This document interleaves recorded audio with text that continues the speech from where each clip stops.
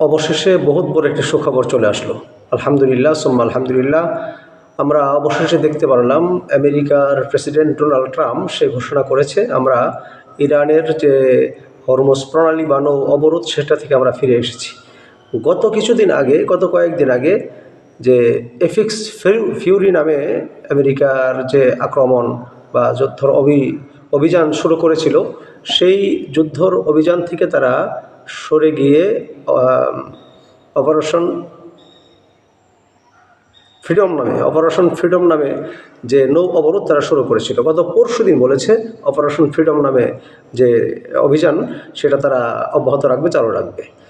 আবার গতকাল তারা ঘোষণা করেছে যে আমরা অপারেশন ফ্রিডম থেকে আমরা পিছু হটেছি বা সরে আসছি আমরা। এটার মূল কারণটা কি? তারা সকালে এক কথা বলতেছে, বিকালে আর এক কথা বলতেছে। আসলে ঘটনা হলো ঠেলার নাম বাবাজি। আমেরিকা যখন বলতেছে বারবার যে ইরানের সমস্ত কিছু আমরা একেবারে ধ্বংস করে দিচ্ছি, মিসাইল শক্তি, ড্রোন শক্তি, অস্ত্র শক্তি, এবং আমেরিকার প্রেসিডেন্ট ডোনাল্ড ট্রাম্প এবং আমেরিকার থেকে বলতেছে ইরানলা কিছু যন্ত্রপাতি ছাড়া কোনো কিছু আর নাই। তো আর এর সাথে সাথে ইরান সংযুক্ত আরব আমিরাতে দুবাইয়ের বিশাল আপনার তেল শোধনাগারে তারা আক্রমণ করে বসলো, এবং এমন আক্রমণ করেছে একেবারে ছাইস করে ফেলছে, ধূলিসাৎ করে ফেলছে। যদিও দুবাইয়ের সরকার সে বলতেছে আমরা 3টিকে প্রতিহত করেছি এবং একটি সাগরে গিয়ে পড়েছে। এই তথ্য এটা আমেরিকার তথ্য, ইসরায়েলের তথ্য, এটা ভুল তথ্য। তো এই আমেরিকা বলতেছে যে এদেরকে একেবারে সাইজ করে ফেলছি, কোনো সক্ষমতা নেই, কোনো শক্তি নেই, কোনো পাওয়ার নেই, তাদের কোনো আর অবশিষ্ট কোনো কিছু নেই। আর ঠিক সেই মুহূর্তে এত বড় একটা খেলা ট্রেইলর দেখিয়ে দিল ইরান। এটা তো স্পষ্টভাবে বোঝা যায় যে তাদের পাওয়ারটা এখনও কোন লেভেলে রয়েছে, বরং পাওয়ার লেভেলের থেকে আরও পাওয়ারটা আরও গ্রো করে আরও আপার লেভেলে চলে গেছে। তো আর এদিকে ইরানের থেকে আব্বাস আরাকচি চীনের সাথে বৈঠক করতেছে। চীনের সাথে বৈঠক চলাকালীন চীন এবং রাশিয়া ইরানকে যতটুকুন সাপোর্ট করেছে তারা এটা একেবারে নজিরবিহীন সাপোর্ট করেছে। কারণ ফ্রন্ট হলো ইরান। এখানে আমেরিকা যদি ইরানকে একেবারে ধ্বংস করে ফেলে, আমেরিকার প্রেসিডেন্ট গত পরশুদিনে ঘোষণা করেছে যে একটা সভ্যতাকে ইরানকে একেবারে মাটির সাথে মিশিয়ে ফেলবো। আসলে ইরানের যে সভ্যতা, ইরানের যে ঐতিহ্য, ইরানের জনগণের দেশপ্রেমের যে একটা পাওয়ার, ইসলামের প্রতি যে ইরানের জনগণের একটি আন্তরিকতা, মহব্বত আর ভালোবাসা, এই প্রেম ভালোবাসাটা ধ্বংস করা এত সহজ না। আর ইরান, চীন এবং রাশিয়া এটা ভালো করেই জানে যে যদি আপনার আমেরিকা যদি এখানে আক্রমণ করে তারা জয়লাভ করে, তাহলে সেক্ষেত্রে আমাদের জন্য বহুত বড় একটা ক্ষতির কারণ। এজন্য কখনো তারা চাবে না যে আমেরিকা এসে ইরানে আক্রমণ করে ইরানকে শেষ করে ফেলুক। কারণ এখানে রাশিয়া চাচ্ছে যে পুরা এরিয়াটা এখানে আমেরিকা মুক্ত, এক নায়কতন্ত্র, এক মতাদর্শ কেন্দ্রিক যেন না হয়। সবার স্বাধীনতা রয়েছে, স্বাধীনভাবে সকলেই থাকবে, তার নিজ নিজ আদর্শ রয়েছে, নিজ নিজ আদর্শকে কেন্দ্র করে সে তার রাষ্ট্রকে, তার জাতিকে সে পরিচালনা করবে। প্রত্যেকটি মানুষের একটি নাগরিক অধিকার রয়েছে। এই চিন্তা চেতনা নিয়ে ইরানকে রাশিয়া এবং চীন সাপোর্ট দিচ্ছে, আপনার কৌশলগত, স্যাটেলাইটগত এবং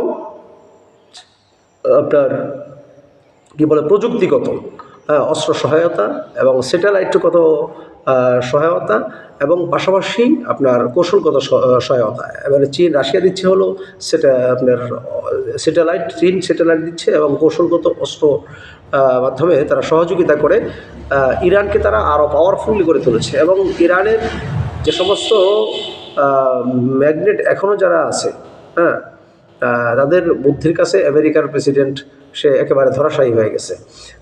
সংযুক্ত আরব আমিরাত দুবাইতে যে আক্রমণটা করেছে, এই আক্রমণটা দেখে আমেরিকা হতাশা হয়ে গেছে। একদিকে জনগণের কোনো সাপোর্ট নেই আমেরিকায়, দ্বিতীয়ত এত বড় একটা মায়ের আমেরিকা খেলো যেটা কল্পনার বাহিরে ছিল। কারণ মধ্যপ্রাচ্যের যে সমস্ত আরব কান্ট্রিতে মধ্যপ্রাচ্যের যে সমস্ত ঘাঁটিগুলো ছিল, সেই ঘাঁটিগুলোর প্রায় অধিকাংশ একেবারে সাইজ করেছে। এখন বলবেন যে আবুধাবিতে, সংযুক্ত আরব আমিরাতের বা দুবাইতে যে আক্রমণটা ইরান এই মুহূর্তে কেন করলো, কারণটা কি? আপনারা কিছুদিন যাবৎ দেখতেছেন যে আমেরিকা বিভিন্ন রাষ্ট্রে এসে তাদের সৈন্য জমা করতেছে। এর কারণ হলো তাদের যে হারানো ঘাঁটিগুলো ইরান যেখানে একেবারে সাইজ করে দিয়েছে, সেই ঘাঁটিগুলোকে আবার তারা পুনরায় সক্রিয় করার জন্য চেষ্টা করতেছে।